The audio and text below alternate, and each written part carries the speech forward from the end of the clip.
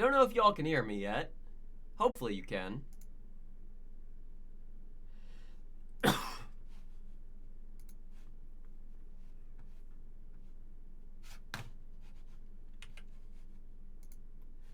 Okay, yeah, we're back. Okay, yeah, the game crashed so hard it took my entire fucking computer with it.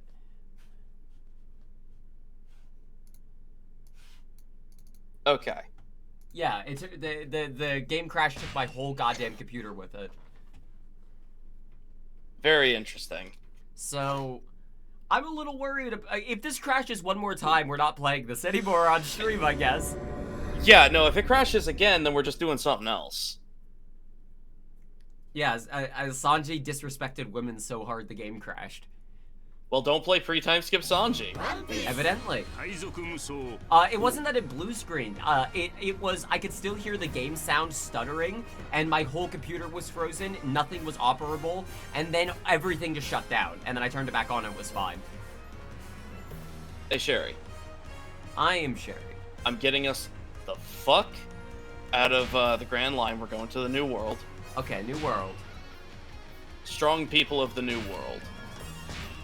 Strong people of the New World. Who is a strong person in the New World?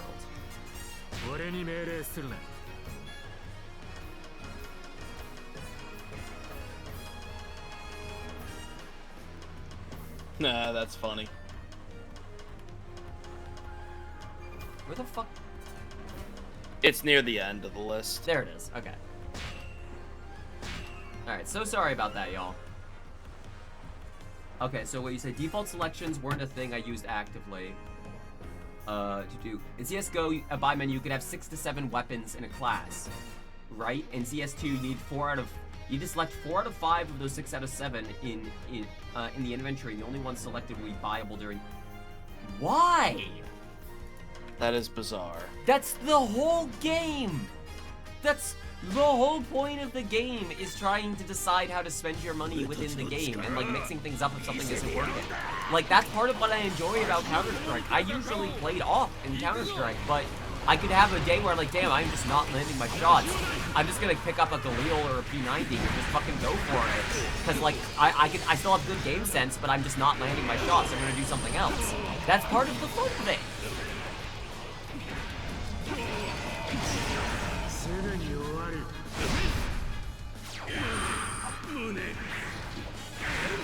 Where's Of course I have to fight Jozu. Get over here, old bastard. This is a generation war.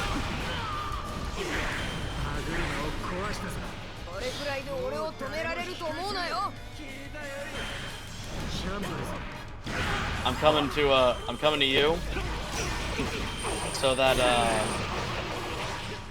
we can stream the goofy moment. The goofy moment.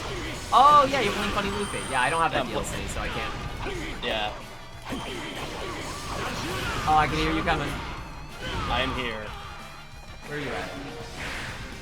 Oh. Time to be goofy. Don't mess with my boyfriend.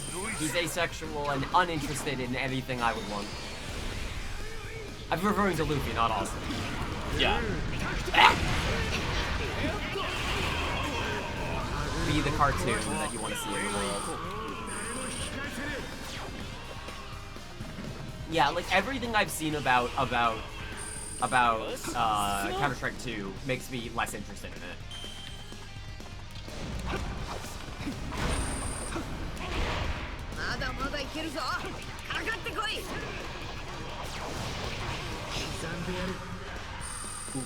I just like, yeah. Okay.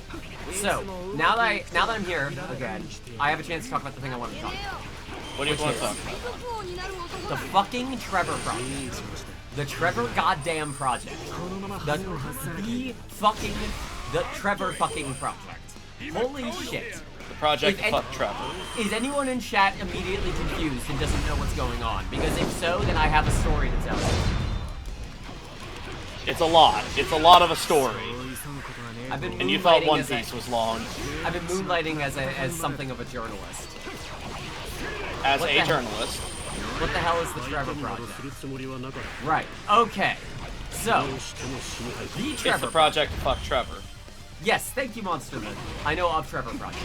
Trevor Project is a queer non-profit or an LGBTQ run for queer people non-profit. I really want to make that distinction. It is run for. I love how every single thing that you just said has at least 2 asterisks on it. Every single word. Yeah. So. You may have heard of some of the things they've done before. They are the main thing they offer is they are a suicide hotline for queer youth. That if you're having a mental health crisis, you can call in to Trevor and they'll send police to your. They will send police to shoot you. Around July. June or July sometime, my girlfriend Penny just tells me one night in a Discord call, "Oh, this sucks. It looks like the Trevor Project's union busting." That's where this started. And I'm like, "Oh, what? What is a non-profit doing union busting? That's wild shit. I'm gonna look into this." That was 2 articles ago. I have written 2 entire articles about how the Trevor Project has been using donor money. Wasn't that back in August? Yes. I said that was June or July. June or July, right? Yeah. Yeah, because it took Months until August ago. to actually finish the article, the first part. They have been using donor funds and grant funding maybe not grant funding. I wouldn't say they're using grant funding for this specifically. We haven't found concrete evidence that is the case, so we shouldn't say that they are.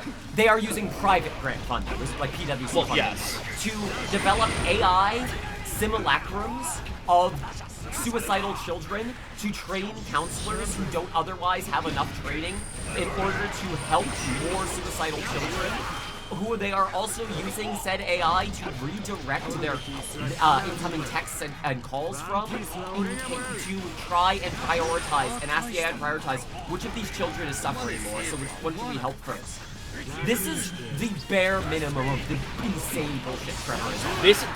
This is the least insane part of what they've done. Just keep that in mind. This is the low bar. What did I join in on? On me talking about the Trevor Project, which is a scam of a charity that takes money purported to help queer people and instead uses it to develop fucking products. That the people who work there later go on just to have startups where they can cite, like, oh yeah, we worked with the Trevor Project and helped develop this for their AI building. I will, once I am not killing people as the sexiest man in One Piece, I will quickly send the links to my articles in chat. You think Law's the sexiest? At least to me, personally. That's fair. Like all in, like personality, visuals, devil fruit, everything. Like, I'm in on it. That's fair. Oh, Kraz, I would really appreciate that. The URLs are exactly the same, except the number is swapped, 1 and 2, so if you get one, you get the other. I'm keeping the articles having this consistent name, just to have, like, to be easier to link to people. I have also written the thing that I got started, like, writing on, because I got started as a YouTube video essayist, which is probably what a lot of the people here know me as mainly. And then I got started on writing only because co-host was just like such a good platform for writing vlog style posts that I was like, I'll give this a shot. I haven't really done this before. And then I do a couple of them and I'm like, here's one about Discord that like does really well, and like here's one about Peter Molyneux that does really well. Here's one about Carvana that does pretty okay, and I'm very proud of. Like shit like that. Like I am getting not just like numbers on these. The numbers are like relative to the size of co-host. What I'm getting is people who are honestly engaging with it. I get people who are honestly like reading it and talking about it and like adding onto it, sharing new information, correcting me if I'm wrong on something. I am getting an absolute like I am getting all of the things I would want to get out of making this work. Because a lot of the comments again on YouTube videos are very sweet, very kind.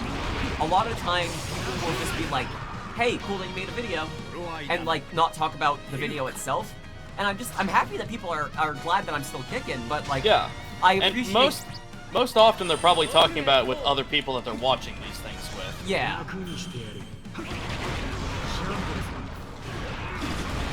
Katakuri, I'm beating up the second sexiest man in One Piece.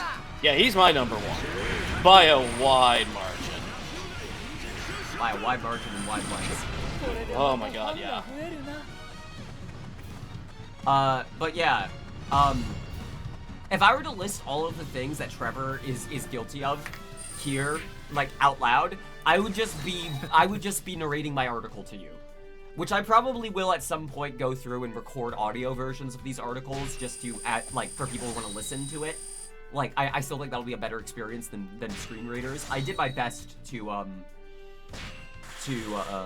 make it like as screen reader friendly as possible. Everything is alt text, but Squarespace fucking kills its character limit for alt text at 250, which is crazy. I still need to watch some of your newer stuff. I just check to see you're still streaming. If you're looking for something new from me to watch that's like good to engage with, if you're at all interested in like Left 4 Dead or zombie shooters, pick another mission, Ozzy. I'll join you. I did a documentary on Back 4 Blood, from the makers of Left 4 Dead after Back 4 Blood ceased development, kind of a retrospective on what happened. More recently, I did a video complaining and talking about why you shouldn't use AI in games writing, which has only become more prevalent since that video. Fuck the finals. The finals can go fuck itself. I have never in my life seen Fifth Emperor of the Sea, by the way. Fifth Emperor of the Sea, thank you. I have never in my life seen a studio more confidently die on a hill. Like, I have never seen a studio be like, no, I've already taken the poison. You don't understand. I can't leave this hill. I'm dying here. Like, it's incredible. There it is. Yeah, it was a little above where you, were.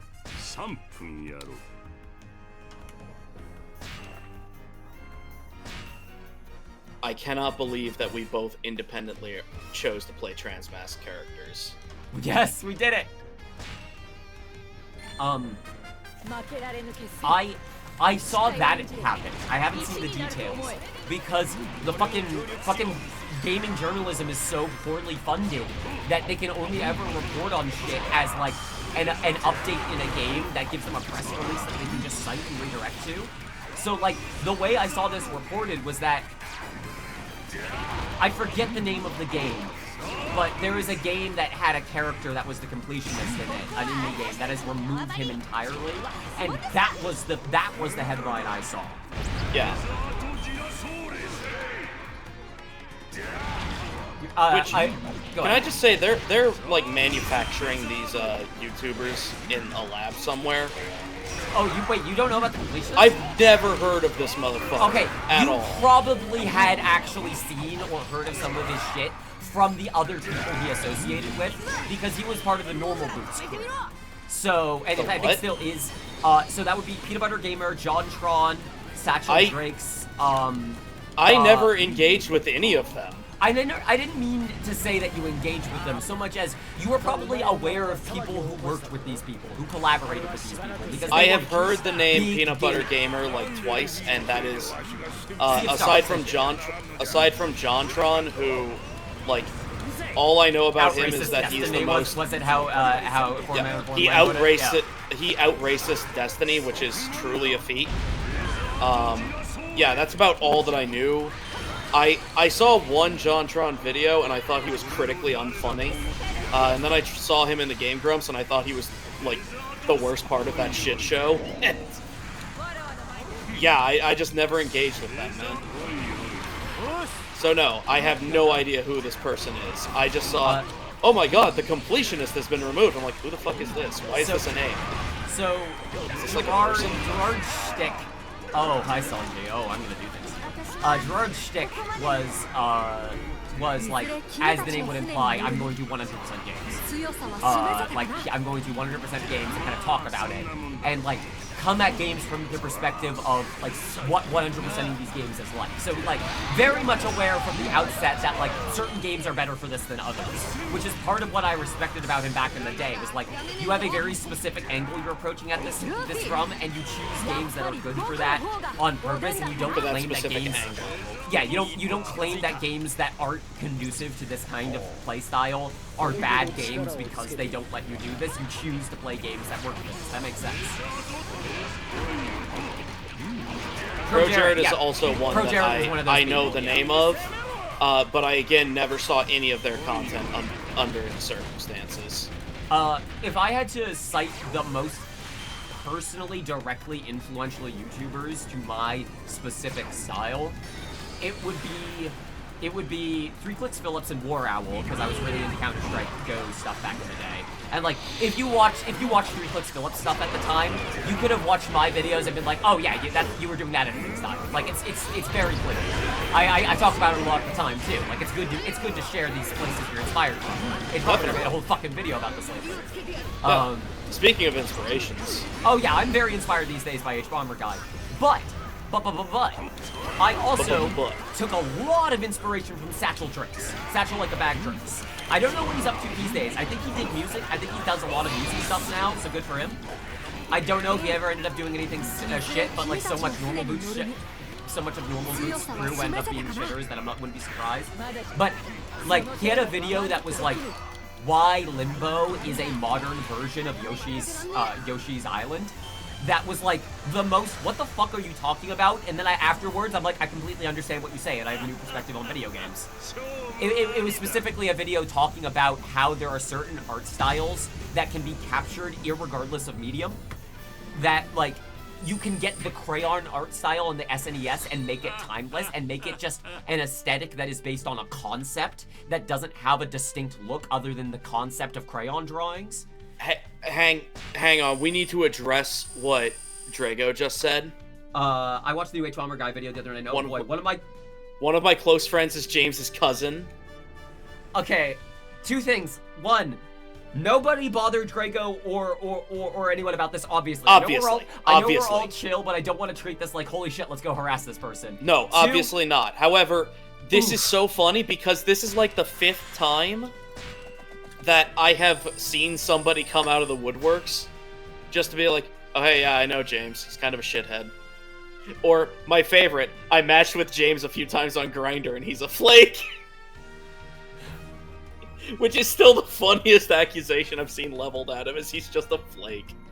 I could actually see the through line on Kanye West inspiring Hotline Miami or vice versa.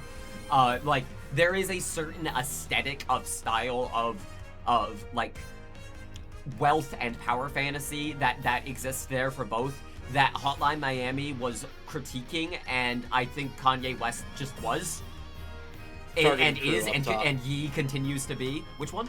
Targeted Crew up top. Up top. Okay.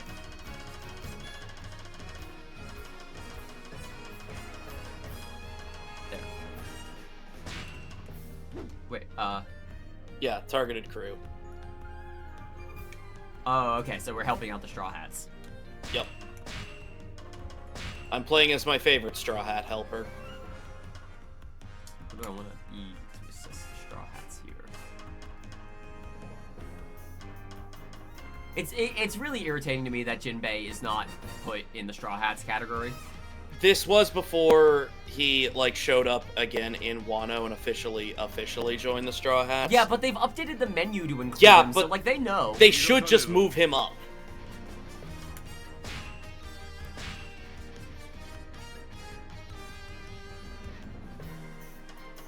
So we're both people I'd like to see end up in the Straw Hats. Yeah. So, yeah. The reason I brought up the Trevor Project stuff, getting back to that, yes. Is not just because this has been something I've been working on lately. It's because this has been something that I worked on very, very recently. Part 1, I started writing in July, because they were originally a series of co-host posts. And I eventually, after I specifically turned my co-host posts talking about how Discord is a piece of shit into an article, because I was trying to like have something presentable to be able to link to, like, this is my article right now, so I could get hired somewhere. But then when I had that basis of I can write articles and I've set up my website to accommodate for this, I realized, like, oh, I can do like so much shit. Like I could write here if I wanted to. I could write anything here. Like, it's all set up now. I don't have to wait for someone to publish this. I can just write it. I'm just reading the map really hard.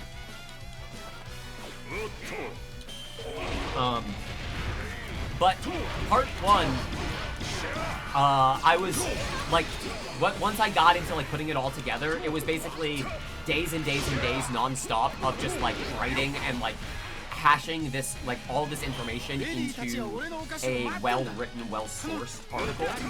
Take care. See ya, bud. Peace out.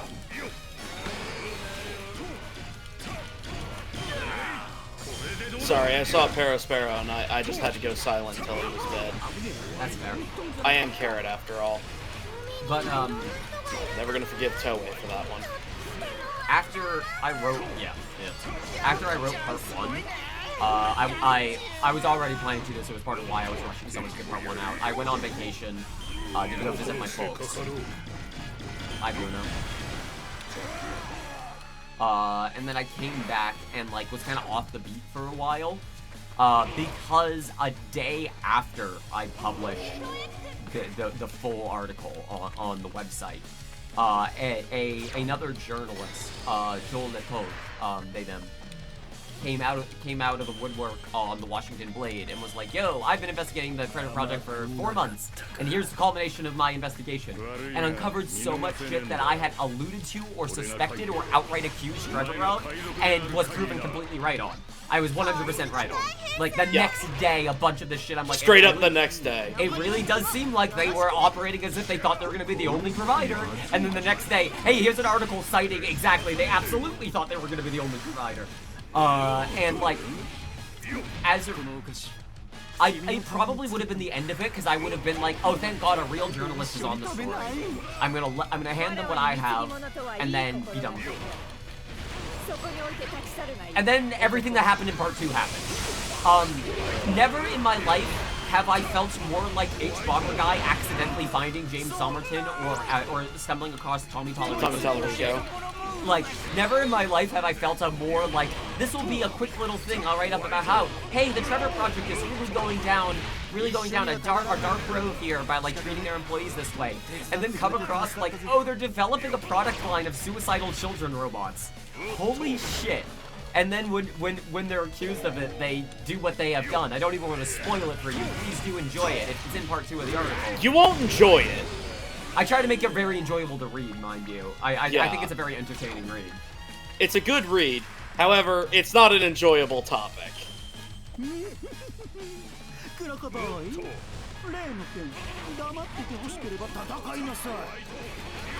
Let's beat up Ivankov. Ivankov, it's cool that you trans people's gender, but you shouldn't threaten to out Crocodile. Yeah, that's rude of you. Excuse you, Ivankov. Everyone, this is very problematic. Ivankov is trying to oust trans-mass war criminal Crocodile. Look, here's his paperwork, here's his dead name. Yeah, straight up. Everyone needs to know about this right now.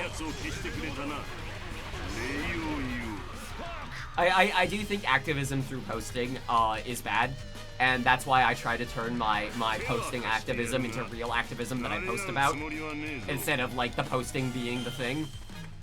I made a post. I did it. Let people have hobbies. No, you're right, though, is the thing. No, okay. With Crocodile, I'll accept it. This is just a little reward, Brian. This is a real discussion that people will have that occasionally will bleed out into the mainstream, and it's hilarious every time it does. But these are fictional characters. I am absolutely happy saying we stand a trans-mass war criminal in this fictional reality, because I have been called a bitch on Twitter by a real war criminal. I actually don't care much for war criminals in real life. Yeah. I don't I don't need that in my real life. I can enjoy it clearly in my fiction. But in fanfiction spaces, there is a discussion of like, are we attracted to inherently dangerous things to be attracted to in these characters? And the answer is yes. And that is fine. That is fine, and I don't get why people treat it as like, this is a bad slippery slope. These are compelling narrative things and compelling stories that could be told that are better to tell through fiction than to tell a story of occurring in real life. Is it not better for us to be like, damn, I could see how someone could really fall for a person like this and like let someone get away with this in real life in fiction, than it is to treat it as, no, we can only ever write about these people as terrible. We can only ever write about these people as cautionary tales. We can only ever write these people as never being likable, because then it means when people meet likable fucking war criminals in real life, they won't realize they're war criminals. Well, they couldn't be war criminals because, they're likable. That means they've got to be good people. You're a good person. You can't be doing these bad things. And even if you are doing these bad things, you're doing them for a good reason, because you're a good person. It is good to have these stories. It is good for people to work this shit out in a fictional space. It is good for people to figure themselves out there instead of with real ass fucking like serial killers and shit. Like, I would wear that as a badge of honor. I do. Palmer Luckey can go fuck himself. Motherfucker. Go ahead. I am so jealous of you getting Palmer Luckey to hate you. I've been trying so hard to get Elon Musk to notice me personally. I say that a map, by the way. Mostly as a joke. I have been reporting all of his tweets to him though, which is I'm waiting for him to ban me for it. He's already he forcibly logged me out on stream. I remember that. Yeah, that was great. All right. Let's fight with Blackbeard. Which one? Darkness versus darkness. Choose someone to work alongside Blackbeard. So we're working with Blackbeard? As we beat up CP9. We're beating the shit out of CP9 with Blackbeard. Oh, never mind. I know exactly who I'm taking. Hang on. Where are they?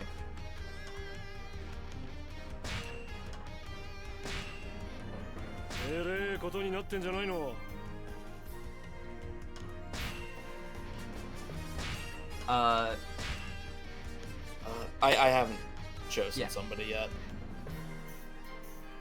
Who is Palmer Luckey? The original creator of the Oculus Rift, with him and funding from John Carmichael. Okay, join now. And then went on to sell that to Facebook, and just build drones and nukes and weaponry. Not nukes. I shouldn't say nukes, 'cause that's not correct. Missiles and explosive weaponry that is autonomous. And he's such a fucking dork. He's such a dweeb. Like, I have never swirlied anyone. I have only ever been swirlied, but never in my life have I seen a man so ready to be pre-swirlied. Like, he looks like, you know, in shows that will have character designs where like the character is designed to always be wearing glasses, and then they take the glasses off and the character design looks wrong, like their face looks too long because the character was designed with glasses in mind. Palmer Luckey looks like someone who was only ever designed to be swirly and just hasn't had it happen enough. Like, it's really incredible what a dork this guy is. Anyways, his weapons have killed children. And I can say that because he has absolutely given me the okay to do so. He has confirmed directly on Twitter that people can say that my weapons are slaughtering children all they want, and I can't sue them about it because fucking defamation laws aren't strong enough in the United States. When the real reason he can't is because it's true. Palmer Luckey kills children. He does it for sport. Is there a delay between the face cam and audio? I can fix it if there is. If it's a small one, I can adjust the timing.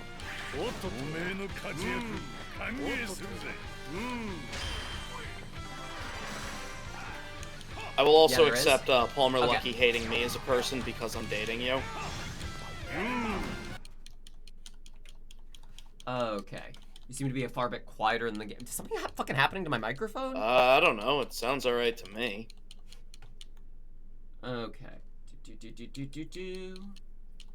Webcam, properties. Okay, is it that my audio's too late or too soon? Like, is it that my audio's playing after my lips move or is it before?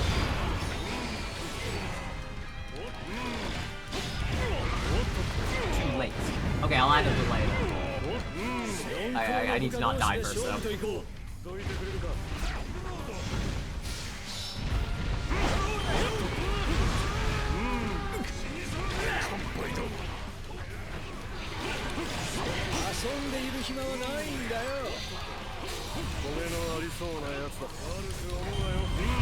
That's right. Just call me Cracker.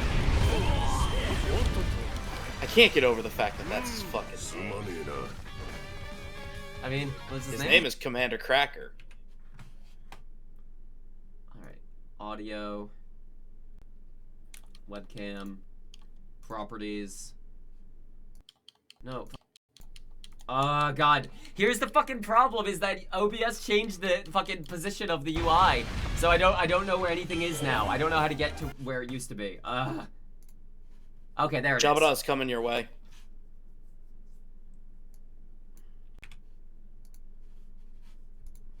Okay.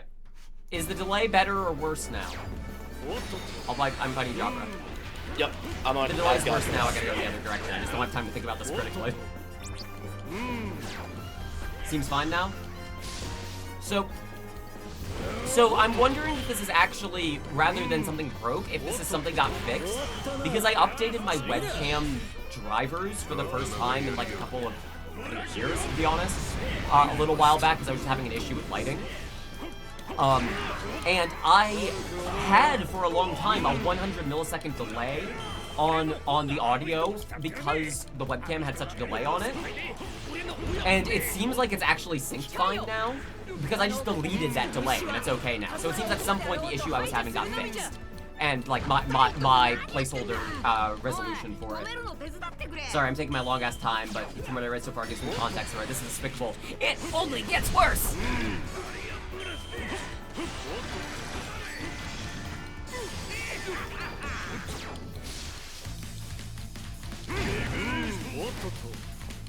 Oh, where are you? Oh my god, he sent Bart so high in the fucking air. Why is Bart so high in the air? Why is Bart so tall? I love that we both agreed. No, we're helping Hancock. Oh, yeah. Because I love Bartolomeo, but yeah, no. Yeah, like, we're helping buddy, Hancock. Buddy, like, it's not the time. Okay. Chat, close UI. Yeah, if you are looking for something, I will be self-indulgent about my own writing for a second. I like to think that my writing is very, very entertaining to read. Because I am writing intentionally with the thought of like, boy, this thing is long. I need to ensure that I make this enjoyable to read without the medium for doing that being I'm just gonna add in more shit and thus just make the fucking thing longer. Like, I'm very inspired by H-Bomber Guy. His most recent video in particular was definitely a very needed video. Good God, the answer to my videos are too long is not to make jokes about how long your videos are. Like, you are just exacerbating the problem every time you do that. Take care, Duke. Peace. Oh no, I don't see this particular problem. Like, it is. I think it is a real problem because it limits the amount of people who can actually interface with your work in the first place. Because there are a lot of people who straight up just do not have that time. Fair enough, I guess. If you know that's an issue going in, the thing to do is to try and plot the thing out to be paced to the reasonable time you expect. There is a balance you can find of the reasonable time you can expect someone to watch this versus how much information you're trying to convey. And I think H-Bomber Guy has found a sweet spot. It's still a little long, but people expect long videos from him now. So like, it's going to skew to the longer side anyways. But that's why I'm so irritated every time, like, there are jokes made about this video is already getting too long, so I'm going to do this thing that lengthens it. instead of doing the thing I was trying to do. And again, this is not a scathing criticism. I'm not saying fuck H. Bobber guy. This is a critique of the video essay format that I have. And when I'm writing the articles, I try to write it thinking like someone reading this is choosing to read this. They are choosing to remain engaged with this. That will only stop if either I say something that they're just like, no, fuck off, absolutely not, or that's stupid or dumb, and then leaves, or if they lose interest because the literature isn't compelling, because they are getting distracted by something else. So I try to write for the people I know are reading it, which are people who are already willing to read an article, but for those people, give them a hell of a time so that they will afterwards not be like, well, that was interesting. Afterwards, they'll be like, shit, I want to read another one. That was really nice. Like, I learned something reading that, and I don't feel like I just read a textbook. I feel like I just read a funny book, basically. I feel like I just read a funny essay.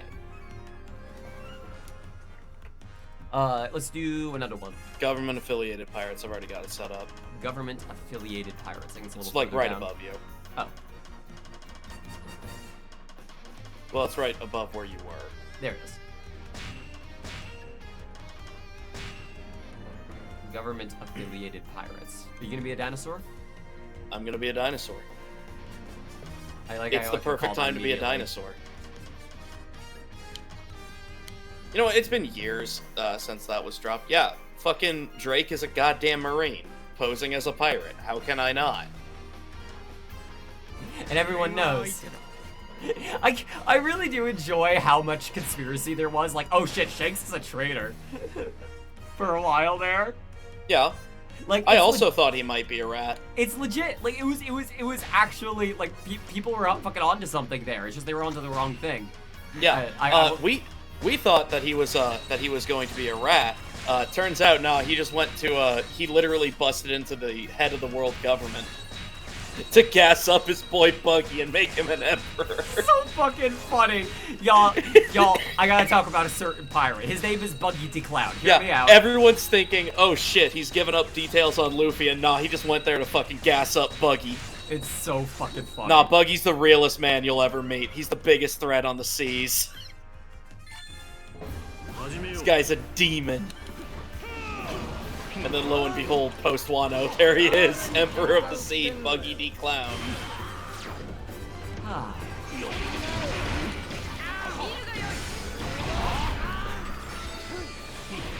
Video chapters have helped with this, definitely. Like, I think a YouTuber who was before video chapters were properly a thing, who was pretty good at doing this. Like, I'm not the hugest fan of everything he does, but overall, I think he's good as Sean.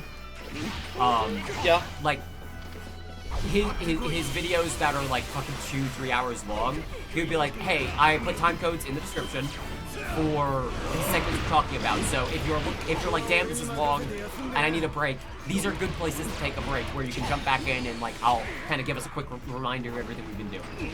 And like, good, absolutely, worth doing. I do that. I try to do that very passively in my writing. Doing it on purpose is not bad. It is just acknowledging it, which is, if you're going for an educational format, very good way to handle it.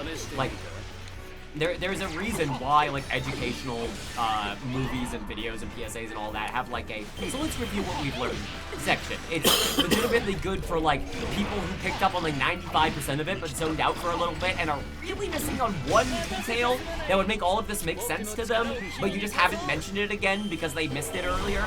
It's good to do that occasionally, to remind people of like, these are the stakes, this is what we're talking about.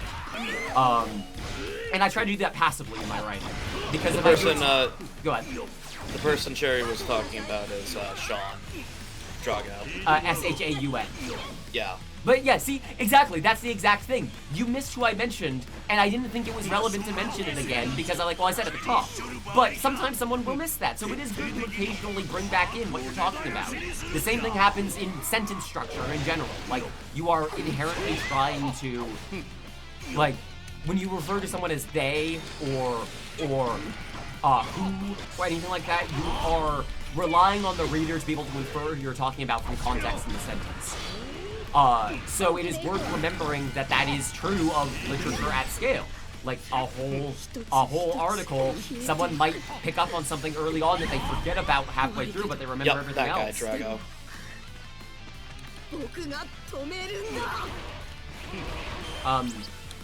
Some of the videos he's done that are notable are videos talking about how the book The Bell Curve is bullshit.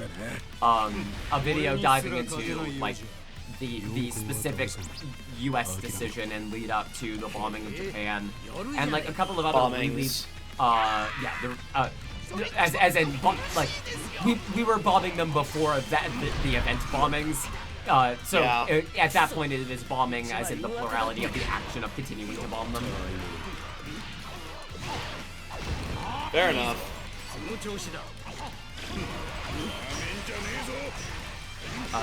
But yeah, and is also like in the same kind of like lefty scene as like fucking H-Bomber guy and like that whole YouTube like the term that at which many have ascribed breadtube, and like others make jokes about how it's not a thing, and like I just so irritated because we like this is probably the #1 problem with the discourse on the internet in general, is that people take like descriptive terms and use them prescriptively. Of like, this is a way of describing a type of creator, and then it becomes, this is a creator who does this, and if they don't do these things, then they're bad at being a creator. Like, it's so fucking irritating.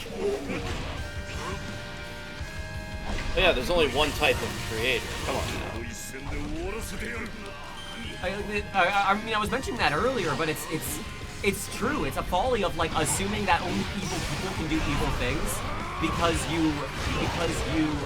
you like police so hard any sign of anything being a little bit bad and try to like categorize and describe anything as like completely unacceptable, while also going, but one of the acceptable things is free speech. So as long as people don't say these things that we have written down, then they aren't breaking the rules, and actually it would be problematic of you to get rid of them.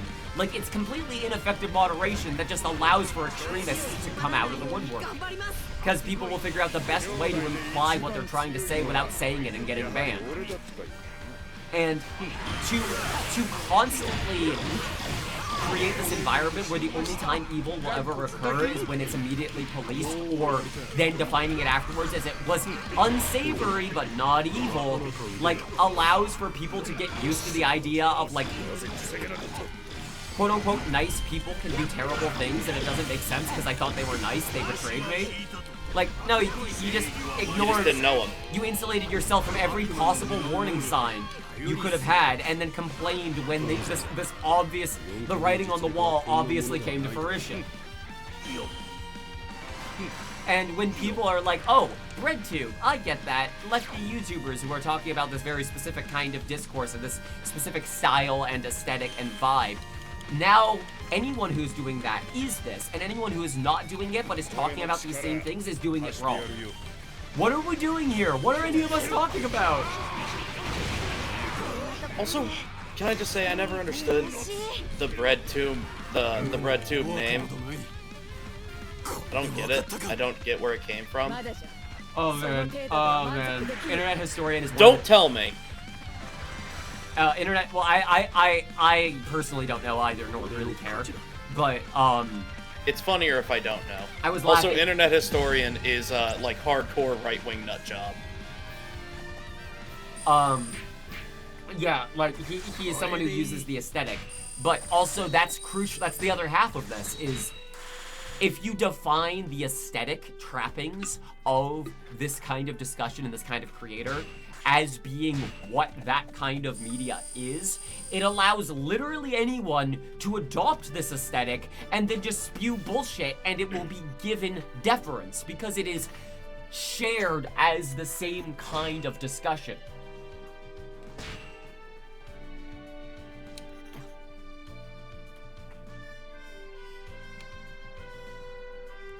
A lot of young people grew up on Internet Story and haven't gone back to watch his older videos and his shows. Yeah. Yeah, and yeah, it's just so dog whistly. It's bad. All of his shit's bad. Anyway, I don't need the 7 Warlords of the Sea anymore. I don't need the 7 Warlords of the Sea anymore. No, wait, We just got done fighting along them. Okay, if I'm beating up the Warlords, who has had enough of the war? Luffy has defeated most of the Warlords. Luffy has had enough of the war, you're right.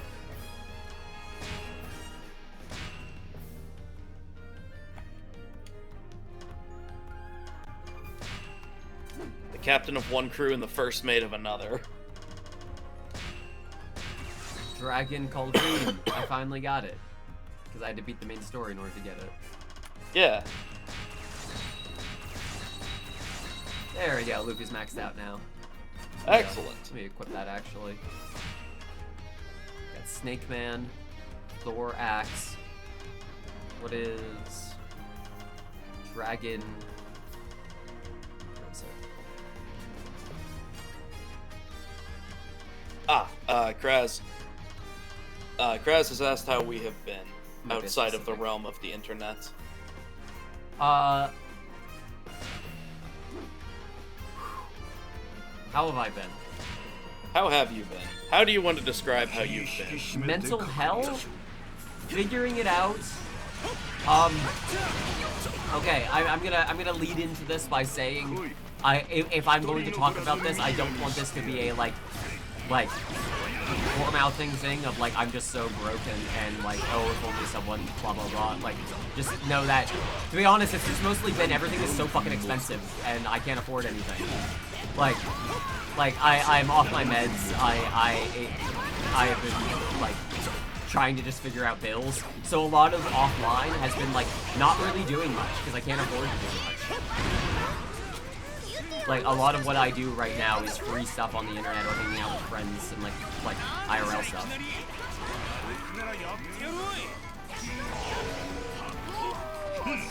But, like, that's just the thing everybody's dealing with right now.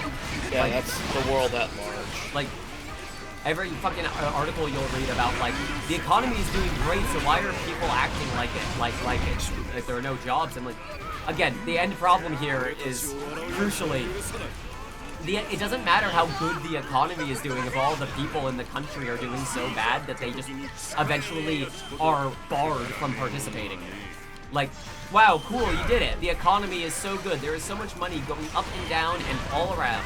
There are so many jobs that can occur. Except these all rely... There's so much money going up and up and up and only up. But the measurements we're relying on for these being successful are money moving and there being a lot of jobs that are worked. There being a lot of employed people. There being a lot of, more crucially, there being a lot of jobs that exist that people are employed in. However, those two metrics are incredibly skewed right now by all of the people who have had to go elsewhere to make revenue, be it like untrackable revenue because it's illegal or internet revenue, or people who just straight up can't and are like trying to figure out other shit or like relying on other people's income because they can't find a job because it's in a field that they are completely priced out of even being able to participate in. Crucially, a lot of the time it's AI. Like, oh yeah, we just need AI people. And we're sure all these people who have been barred systemically from having internet access and computers can just figure out how to become an AI fucking plagiarist on the spot. But a lot of these jobs are being worked by the same people. As in, a lot of people have multiple jobs because everything is so expensive. It costs more to get enough food to live.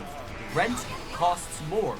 The food you do buy is often like skimmed to be the smallest portion possible, or is lacking some of the ingredients that before made it have its flavor, because there is simply not enough money circulating for companies to afford to do this and still work at the scale they're expected to work at, and that they are destined to work at. They have decided they need to work at. So there are a lot of people with employment. There are a lot of people who are overemployed, as a matter of fact. There are a lot of people who are working 2 jobs. There are a lot of jobs that are being taken by a smaller percentile of people. And the people who are employed in other jobs are usually making so little money that they can't survive off of it, so they can't actually spend for anything other than their necessities. Or they are just fucked over at being able to spend on necessities and just straight up don't. Like, I just can't pay for that, so I won't.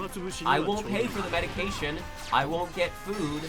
I won't put money into the economy because the only money that I can put in is rent. The only money I can put in is utilities. The only money I can put in is bills required for me in order to stay alive. But those numbers are so high that things look great.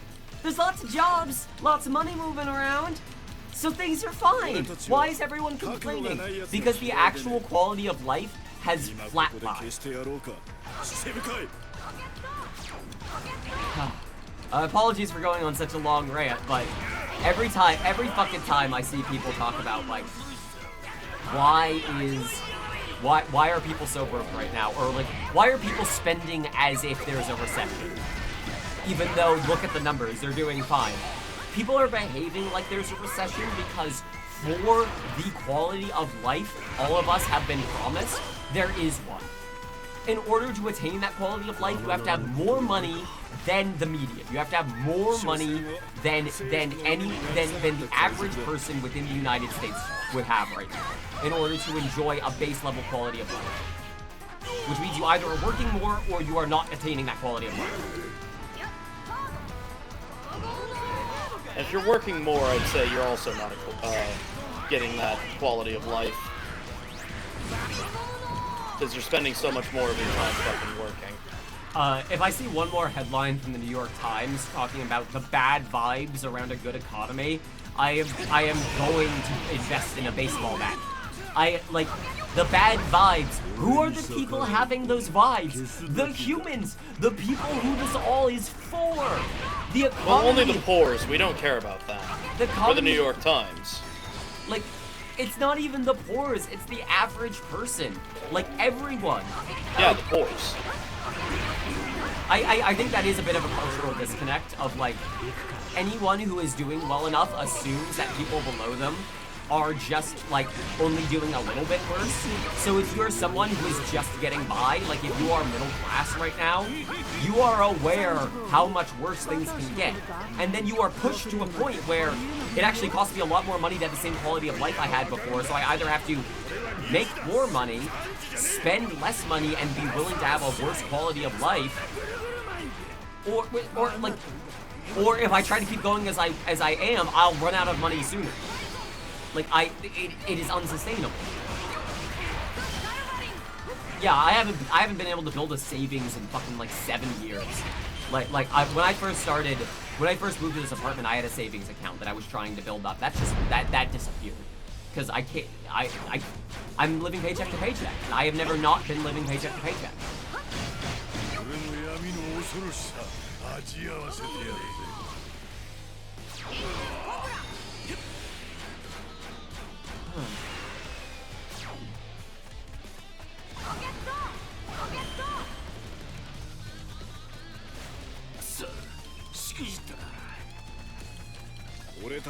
Well, that was a lot of ranting. That was my breadtube moment. No, see, you were actually effective in your rambling. I like to think I'm good at getting my points. What a great escapism tool. Yeah, I can't never not be thinking about this because I'm constantly suffering from it. So that's why I don't talk a lot about what's going on in my life. It's either personal stuff that, like, it's not that I don't necessarily specifically want to share it, it's just either not my place to, or like it would be setting a dangerous precedent because I think it's a really bad habit for content creators to make their personal life be content, like to talk about like constant events constantly, like because if shit comes up that you really don't want to talk about, or like actually a lot of the people involved here are people who want to keep this private, or like this is very personal, then it creates this very strange gap. Oh, I talk about the death lemonade in the article for a moment. In part 2, in the second part of the Trevor Project article, I mentioned the Death Lemonade.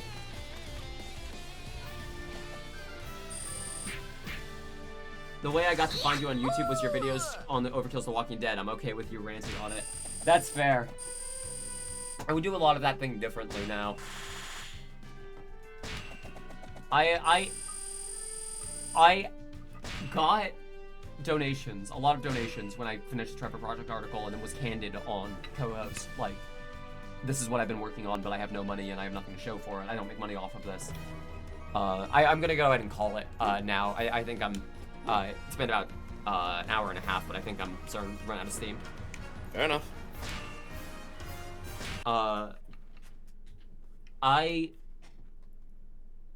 I accepted that being a creator and being a successful creator is just like a bullshit framework that I don't need to worry about. And I am just trying to I'm trying to survive, and I am trying to make things that make people happy without exploiting anyone in the process. So I try my best to be very honest about both my financial situation and the one in, one out, like, nature of people donating and subscribing. Like, do not subscribe to something so irregular if you are not willing to invest money in someone who is inherently going to only, like, put out a huge thing every couple of months, if that. No, it's okay, Kraz. It's okay. It's just, it's getting a little later, and I have other shit I need to do today, and we are, I am not suffering any more than anyone else is right now, is the point I'm trying to make. The baseline of the quality of life everyone has right now is much worse. So I am happy to be honest, while also being like, it's not special. It's not special that I'm struggling right now. So I would rather just be candid. I would rather just be honest and try to help people out as much as I can with a good time and with good information and with well-researched information. I want to stream more. I like these very casual, like, don't worry about it, just do it when it feels right streams are like the thing the type of streaming I enjoy doing. Twitch turned it into a job for a while and then gamified that job so much that I just felt actively gross doing it. So whether these streams continue on YouTube or on here, for now, for the foreseeable future, they'll probably be on here. Yeah. Thanks for coming by, y'all. Thanks for listening to us. Thanks for listening to me ramble. I will once more. I saw that you can pin messages now. I will once more link these articles. There's part 1, and then if you've already read part 1, the much more recent part 2.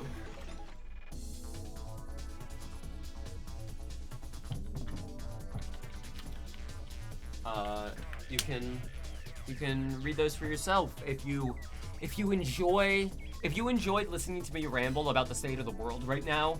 You will enjoy reading my articles because it is a prettied up, well presented, well researched version of that. Thanks for the articles too. Never heard of Trevor before today. I was surprised how many people had heard of Trevor. I was under the impression they were the name was much more out there. Cause like mostly within the confines of the US. And also the queer community, especially. Like, oh yeah. But also it was used around a lot on non-queer media that was just, hey, we don't hate the gays, we'll donate to the Trevor Project. Exactly. I talk about that at the very end of part 2. Okay. Thank you all so much for coming by. Thank you for the support and for the good times, and just thanks for still being here, yeah? I know that sounds dumb, but I appreciate it. Please take care. Take it easy.